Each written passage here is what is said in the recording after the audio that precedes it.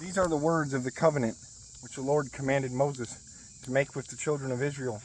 in the land of Moab, besides the covenant which he made with them in Horeb. Now Moses called all Israel and said to them, You have seen all that the Lord did before your eyes in the land of Egypt, to Pharaoh and to all his servants and to all his land. The great trials which your eyes have seen, the signs and those great wonders. Yet the Lord has not given you a heart to perceive, and eyes to see, and ears to hear, to this very day. And I have led you 40 years in the wilderness. Your clothes have not worn out on you, and your sandals have not worn out on your feet. You have not eaten bread, nor have you drunk wine or similar drink, that you may know that I am the Lord your God. And when you came to this place, Sihon, king of Heshbon, and Og, king of Bashan, came out against us to battle, and we conquered them. We took their land and gave it as an inheritance to the Reubenites, to the Gadites, and to the half-tribe of Manasseh. Therefore keep the words of this covenant, and do them, that you may prosper in all that you do. All of you stand today before the Lord your God, your leaders and your tribes and your elders and your officers, all the men of Israel, your little ones and your wives, also the stranger who is in your camp, from the one who cuts your wood to the one who draws your water, that you may enter into the covenant with the Lord your God, and into his oath, which the Lord your God makes with you today, that he may establish you today as a people for himself, and that he may be God to you, just as he has spoken to you, and just as he has sworn to your fathers, to Abraham, Isaac, and Jacob. I make this covenant and this oath, not with you alone, but with him who stands here with us today before the Lord your God,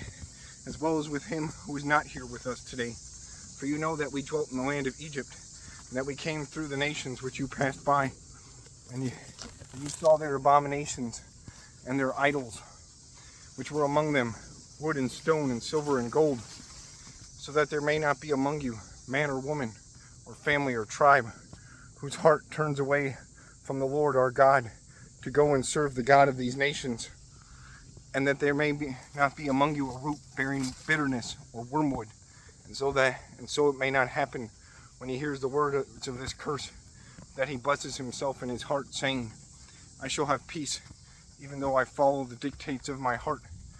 as though the drunkard could be included with the sober. The Lord would not spare him, for then the anger of the Lord and his jealousy would burn against that man,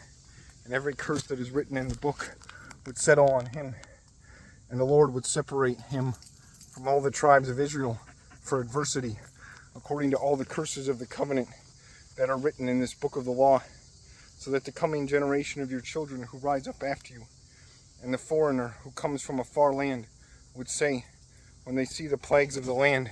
and the sicknesses which the Lord has laid on it, the whole land is brimstone and salt